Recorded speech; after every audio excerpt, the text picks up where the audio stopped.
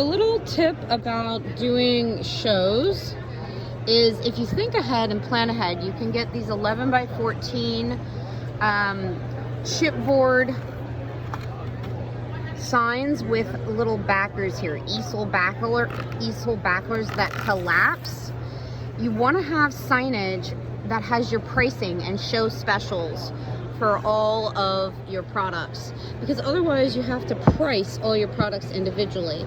So here I have two signs where I'm running show specials, some serious discounts, and I've just grouped them by sizes. So I tell people these are smalls and these are larges, and then they get a price break as they buy more. So one small would be $3, two smalls would be $5, three smalls would be $7. And so you want to tell them they get a price break and that, you know, they're saving. So if they buy two, they save $1. If they buy three, they save $2 on the smalls. And if they buy the larges, if they buy two, they save $2. If they buy three, they save $3. So you want to point out their discount to them, because otherwise you have to price each one of these individually, and that could be a real pain. And then ringing them up at individual prices is also difficult. Plus, you want to offer people a reason to buy at the show, because they can buy these online and they're significantly more. Plus, then you have to pay shipping. So we want to encourage people to buy with bundled deals. This is an example of that bundled deals I talked about in another lesson. You want to bundle things together. I've also grouped things so you can see the small hearts and the large hearts together.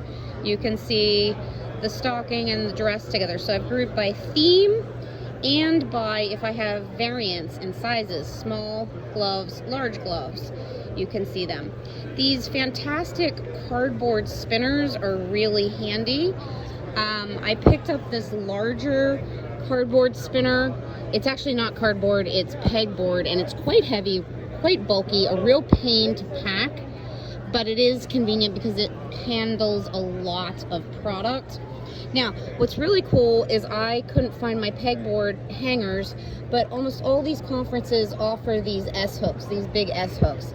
If you bring a pair of pliers, I bring 4 in a roll-up sheet, you can make do. These are the same S-hook hangers that they use to hang the signage over the booth beams up here. So if you look up close top up there, we're using the same hangers. We've got signage that I had printed, and then we put grommets in the top, so it just hangs over the top there with those S-hooks. I had new signage done lately so that it's more colorful. Most of these places say that the signs are 8 feet tall, but I've noticed that these booths are not exactly 8 feet because the design is 8 feet and it buckles at the bottom. So most of the booths at conferences, if they provide you with what they call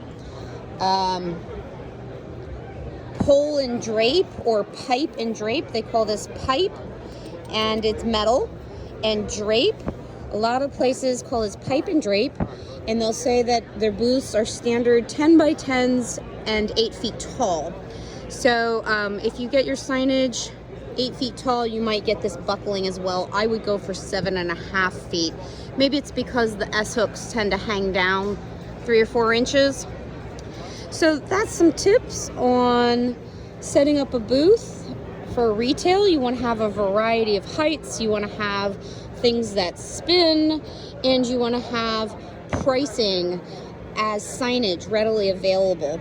This one invites people to come craft with us. They once again get a price break. So if a large is 6, I have large monarchs and large cats that were overrun from production, and I bring the paint, I bring all the supplies, I bring some brushes and sprays, I bring a box for overspray, and I let people try the products so they can get a real sense of what they are and what they do and how you make them for $1 less than the actual large package thing. They get all the supplies. One more thing is I forgot to bring pricing signage for the tunnel books. And so I did throw into my bag last minute some cardboard. Oh, look at that. That's awesome. I threw in some extra cardboard sheets, and I'm going to make a quick sign. So this was a behind the sneak peek. You're behind the booth with me at AwesomeCon in DC, and I hope this has been helpful because I know that I'm a visual learner, and so seeing what a booth actually looks like is very helpful to me. Oh, by the way, these tabletops, what they'll do is that they'll often say they're skirted. That means they've just stapled on this fabric skirt.